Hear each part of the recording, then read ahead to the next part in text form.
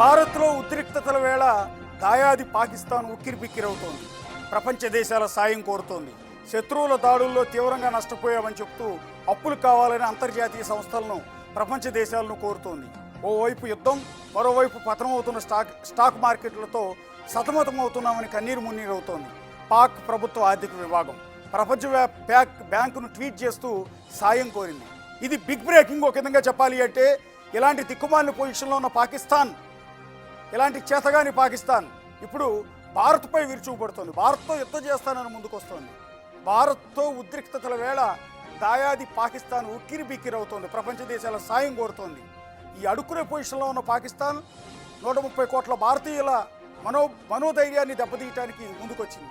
శత్రువుల దాడుల్లో తీవ్రంగా నష్టపోయాం కాబట్టి అప్పులు కావాలని అంతర్జాతీయ సంస్థలను, ప్రపంచ దేశాలను కోరుతోంది పాకిస్తాన్. ఓవైపు యుద్ధం, మరోవైపు పతనమవుతున్న స్టాక్ మార్కెట్లతో సతమతం అవుతూ కన్నీరు మున్నీరు అవుతోంది పాకిస్తాన్ ప్రభుత్వ ఆర్థిక విభాగం. అందుకని ప్రపంచ బ్యాంకును ట్వీట్ చేస్తూ సాయం కోరుతోంది. దానికి సంబంధించిన ఆ ట్వీట్ కూడా మీకు ఎదురుగా స్క్రీన్ మీద ప్లే అవుతోంది. ఒకసారి మా colleague input editor Pavan news room నుంచి సిద్ధంగా ఉన్నారు. పవన్, ఏంటిది ఈ ట్విస్ట్ ఏంటి? ఇలాంటి సిచ్యువేషన్లో అడుక్కుంటుంది, దేహి అని అడుక్కుంటుంది పాకిస్తాన్.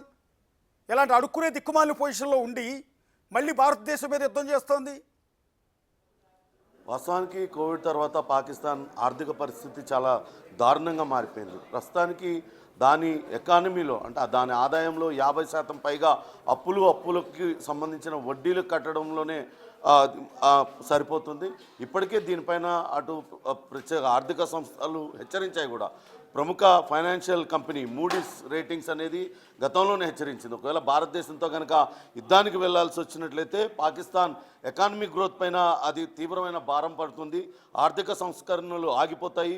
ఆర్థిక స్థిరత్వం సాధించడంలో పాకిస్తాన్ మరింత వెనక్కి వెళ్ళిపోతుందంటూ మూడీస్ ఇప్పటికే ప్రకటించింది. పాకిస్తాన్కు బయట నుంచి డబ్బు సమీకరించుకోవడం కష్టమైపోతుంది. ఫారెన్ ఎక్స్చేంజ్ రిజర్వులపైన ఒత్తిడి పెరుగుతుంది. విదేశీ రుణాలను కూడా పాకిస్తాన్ వెంటనే తీర్చాల్సి ఉంటుందంటూ కూడా మూడీస్ సంస్థ పేర్కొంది. కానీ ఇప్పుడు చూస్తే పాకిస్తాన్ యుద్ధానికి సై అంటుంది. అటు ఇతర IMF ఇతర సంస్థల నుంచి తమను ఆదుకోవాలంటూ ఒక ట్వీట్ కూడా పెట్టింది. Government of Pakistan appeals to international partners for more loans after heavy losses inflicted by enemy amid escalating war and stocks crash అంటూ ఆమె ఒక మెసేజ్ పెట్టింది. ప్రస్తుతం స్టాక్ మార్కెట్ కుప్పకూలిపోయింది. ఆర్థిక వ్యవస్థ కూడా అతలాకుతలం అయిపోయిన పరిస్థితి ఉన్నది. కాబట్టి బయట నుంచి ఆదుకోవాలంటూ చెప్తుంది. అయితే IMFకి ఇప్పటికే భారత్ కూడా ఎట్టి పరిస్థితుల్లో డబ్బులు ఇవ్వద్దు పాకిస్తాన్ కంటూ డిమాండ్ చేస్తుంది. ఎందుకంటే అటు ఒకవేళ ఇప్పుడు కనుక పాకిస్తాన్కి డబ్బులు ఇచ్చినట్లయితే అవి ఖచ్చితంగా మళ్ళా ఉగ్రవాదుల చేతికే చేరుతాయి. ఇప్పటికే బెయిలౌట్ ప్యాకేజ్ పైన IMF నుంచి మనకు డబ్బులు ఇవ్వాలంటూ పాకిస్తాన్ అడుగుతుంది. కానీ భారత ప్రభుత్వం మాత్రం ఖచ్చితంగా వద్దు అని చెప్తుంది. $1.3 బిలియన్ అప్పు ఇవ్వాలా వద్దా అనే అంశం పైన మరి కాసేపట్లోనే IMF కూడా నిర్ణయం తీసుకొని ఉంది. ఈరోజు IMF దీనిపైన భేటీ కూడా కానుంది. కానీ పాకిస్తాన్కి ఎట్టి పరిస్థితుల్లో ఈ బెయిలౌట్ ప్యాకేజ్ ఇవ్వద్దు. ఒకవేళ పాకిస్తాన్ కనుక ఈ సమయంలో బెయిలౌట్ ప్యాకేజ్ ఇచ్చినట్లయితే ఆ నిధులు మళ్ళా ఉగ్రవాదులకే చేరుతాయి. ఉగ్రవాద స్థావరాలను ఏర్పాటు చేసి భారత్ పైకి అటు ఎగదోస్తుంది ఉగ్రవాదులను అంటూ కూడా అటు ఇండియా డిమాండ్ చేస్తుంది. దానికి సంబంధించిన ఆధారాలను కూడా ఇప్పటికే సమర్పించింది. వాస్తవానికి ఒకసారి చైనా ఆర్థిక పరిస్థితి కనుక మనం చూసుకున్నట్లయితే వాస్తవానికి 50 ఏళ్ల క్రితం అటు సౌత్ ఏషియాలోనే అత్యంత సంపన్న దేశంగా అటు పాకిస్తాన్ ఉండేది. కానీ అక్కడ సరైన పాలన లేకపోవడం, సైనిక నియంతృత్వం ఉండడంతో ఎక్కడికక్కడ టెర్రరిజాన్ని వాళ్ళు స్టేట్ పాలసీగా ప్రోత్సహించడం వల్ల మొత్తం పేద దేశంగా ప్రస్తుతం మారిపోయింది. ఇమ్రాన్ ఖాన్ జైలుకు వెళ్ళడం కావచ్చు, బెలూచిస్తాన్ తిరుగుబాటుదారులు, బెలూచిస్తాన్ లిబరేషన్ ఆర్మీ తిరుగుబాట్లు, ఇవన్నీ కూడా అక్కడ ఆర్థిక వ్యవస్థను తీవ్రంగా గందరగోళపరుస్తున్నాయి. ఇంకా టీ ఇంపోర్ట్ చేసుకోవడానికి కూడా వాళ్ళు లోన్లు, దిగుమతి చేసుకోవడానికి కూడా లోన్స్ తీసుకోవాల్సిన పరిస్థితి వస్తుంది.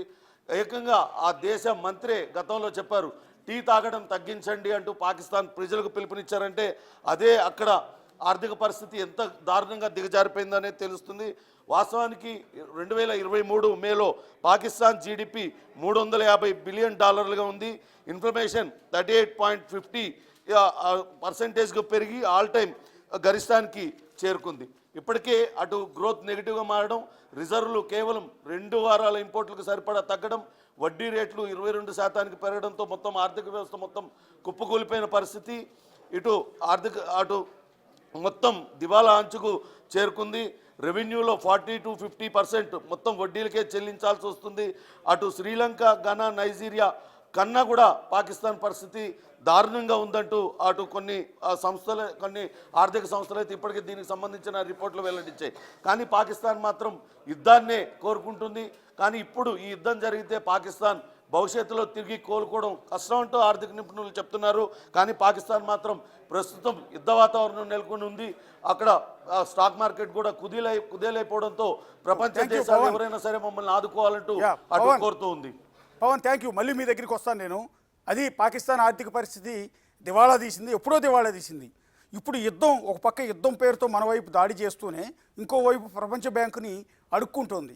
సో వాళ్ళ ఆర్థిక పరిస్థితి లేదు, క్రమశిక్షణ లేదు, అడ్మినిస్ట్రేషనే లేదు.